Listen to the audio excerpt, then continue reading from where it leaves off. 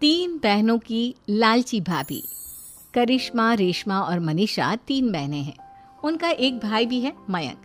मयंक अपनी बहनों को बहुत प्यार करता है, लेकिन मयंक की पत्नी सविता इस मामले में मयंक से बिल्कुल ही अलग है। वो अपनी ननदों का जितना बुरा कर सकती है उतना बुरा करती ही रहती है और अपनी ननदों पर हुक्म भी चलाती है। करिश्मा, करिश्मा, तुमने अभी तक नाश्ता नहीं बनाया? तुम्हारे भैया को ऑफिस जाने में देर हो रही है। हाँ भाभी, बस अभी बनाती हूँ। करिश्मा, तुम ये ढीलापन छोड़ दो। कल को पराये घर जाना है। वहाँ अगर तुम इस तरह से काम करोगी तो लोग क्या कहेंगे कि माँ ने और भाभी ने कुछ सिखाया नहीं। और तुम्हारी दोनों बहनें कहाँ हैं? अब रेशमा मार्केट गई है और मनीषा सो रही है। क्या? सुबह के 8 बज रहे हैं और ये महारानी अभी भी सो रही है? ये कहते हुए सविता अपनी सास दुर्गा देवी के पास जाती है। माँ जी, देख रही हो अपनी बेटियों के तौर तरीके? क्या हुआ बहू, सुबह सुबह क्या कर दिया मेरी बेटियों ने? अरे एक तो अभी अभी उठकर किचन में गई है, दूसरी सुबह सुबह बाहर चली गई और तीसरी अभी तक सो रही है। क्या करूं मैं इन तीनों का? मैं तो परेशान हो गई हूँ। जा जाकर उठा उसे और रेशमा से मैं बात करती हूँ। सविता सीधा मनीषा के कमरे में जाती है और उससे कहती है, महारानी जल्दी उठो, सूरज सर पर आ गया है। भाभी थोड़ी देर और सोने दो ना, मैं रात को लेट सोई थी। वो क्या है ना, यूनिट टेस्ट चल रहे हैं। शराफत से उठती है या नहीं, या फिर पानी की भरी बाल्टी डालूं तेरे ऊपर? नहीं नहीं भाभी, मुझे बिस्तर में नहीं लाना, उठती हूँ मैं। मनीषा जल्दी से उठकर बाथरूम में चली जाती है। सभी आराम से बैठकर नाश्ता कर रहे होते कि तभी रेशमा बाजार से हाथ में सामान लिए आ जाती है। रेशमा को देखते ही सविता उस पर बरस पड़ती है। लो, आ गई महारानी। ऐसा भी क्या सामान लाना था जो सुबह आंख मलते ही बाजार की तरफ रवाना हो गई? भाभी, कल आप ही तो चीख रही थी कि घर का सारा सामान मुझे ही लाना पड़ता है, घर में किसी को भी किसी काम से कोई लेना देना नहीं है। अब मैं बाजार जाकर सामान ले आई तो आपको इस बात से भी तकलीफ हो रही है? देख रही हो माँ जी, अपनी बेटी की जुबान कैंची से भी तेज चलती है। और मयंक, आप तो कुछ कहेंगे नहीं अपनी लाडली बहन को। रेशमा, अपनी भाभी से ऐसे बात नहीं करते। चलो माफी मांगो। भैया, मैं क्यों माफी मांगू? आप भाभी से बोलिए ना कि हम पर कम हुक्म चलाया करे। हम इस घर की बेटियां हैं और आपकी पत्नी की ननद है, नौकरानी नहीं। लो कर लो बात। इनकी भलाई के लिए कुछ भी बोलो तो इन्हें बुरा लग जाता है। इस घर में यही इज्जत है मेरी। देख लो माँ जी, आपकी बेटी किस लहजे में मुझसे बात कर रही है। सविता वहां से चली जाती है। मयंक को बहुत गुस्सा आता है, वो भी वहां से चला जाता है।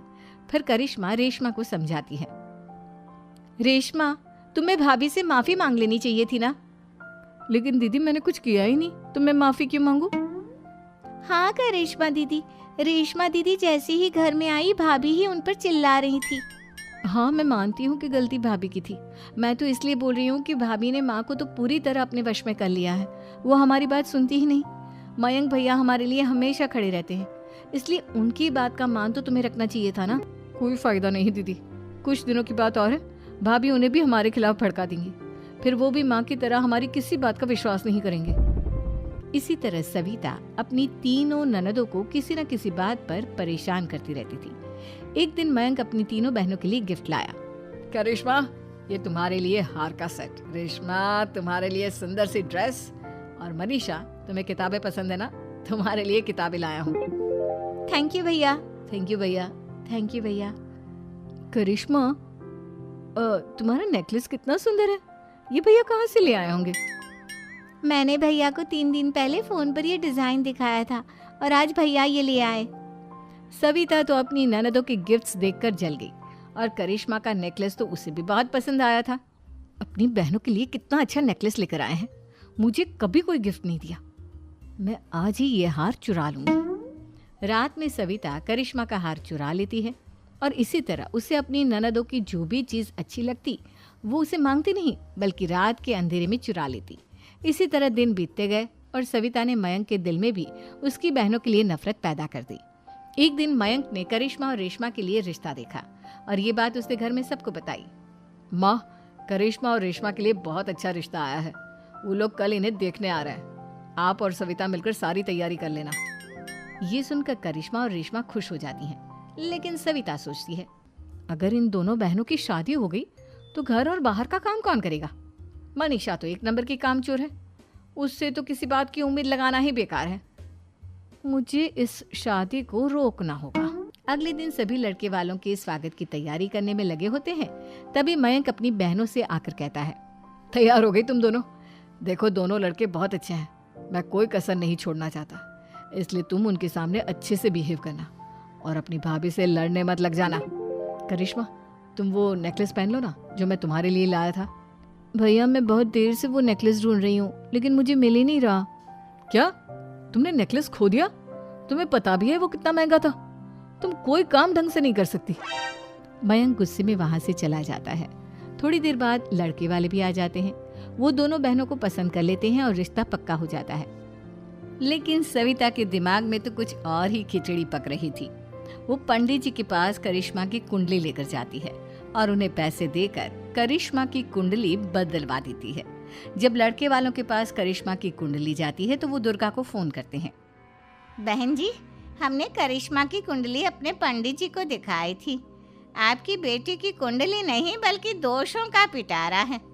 देखिए, मैं और मेरे पति इन सब बातों में बहुत विश्वास करते हैं, इसलिए हम आपकी बेटी से अपने बेटे की शादी नहीं करा सकते। इस तरह करिश्मा का रिश्ता टूट जाता है और सभी घर वालों को बहुत दुख होता है। अब कविता सोचती है, चलो करिश्मा का तो रिश्ता टूट गया, अब रेशमा का भी रिश्ता तोड़ना है। क्या करूं? अब सविता आवाज बदलकर किसी अननोन नंबर से रेशमा के होने वाले ससुराल में फोन करती है। हेलो, मैं कौन हूँ कौन नहीं ये आपके लिए जानना ज़रूरी नहीं, बस इतना सुन लो कि रेशमा का 2 साल से किसी के साथ अफेयर चल रहा है। बस रेशमा का रिश्ता तोड़वाने के लिए सविता का इतना कहना काफी था। अब रेशमा का भी रिश्ता टूट गया। मयंक और दुर्गा देवी ने रेशमा को खूब खरी खोटी सुनाई और उससे बार बार उस लड़के के बारे में पूछने लगी।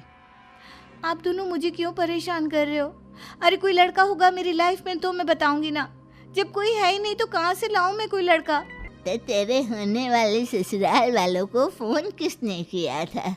माँ, मैं नहीं जानती किसने फोन किया था, मैं सच कह रही हूँ। मैं तो पहले ही कह रही थी इसकी लगाम खींच कर रखो, लेकिन मेरी सुनता ही कौन है। आप चुप रहिए भाभी, ये सब आपका ही किया धरा है। अब तीनों बहनों को विश्वास हो जाता है कि ये सब उनकी भाभी ही कर रही है। तीनों बहनें अपनी भाभी को सबक सिखाने के लिए एक वकील कर लेती है और घर में हिस्सा मांगना। देखो भैया, माँ बाप की जायदाद में जितना बेटों का हक होता है उतना ही बेटियों का, इसलिए इस घर के 4 हिस्से होंगे और हमें अपना हिस्सा चाहिए। मैंने तुम्हारे लिए क्या क्या नहीं किया और तुम इस घर में हिस्सा मांग रही हो? भैया, आप और माँ हम बहनों की कोई बात नहीं सुनते हो और भाभी हमारी शादी नहीं होने देगी क्योंकि उन्हें लगता है कि आप हमारी शादी में ज्यादा पैसा लगाओगे और उन्हें हम जैसी फ्री की नौकरानी कहाँ मिलेगी। तो हम भाभी के साथ तो रह नहीं सकते, हम बहनों को अपना हिस्सा चाहिए। अरे तुम्हें शर्म आनी चाहिए अपनी भाभी पर ऐसा इल्जाम लगाते हुए।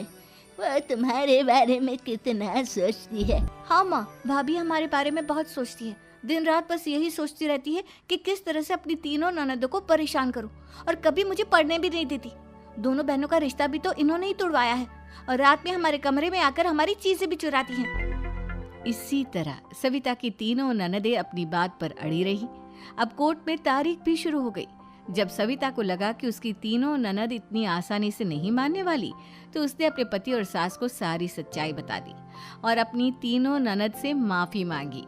मयंक और दुर्गा को भी अपनी गलती का एहसास हो गया।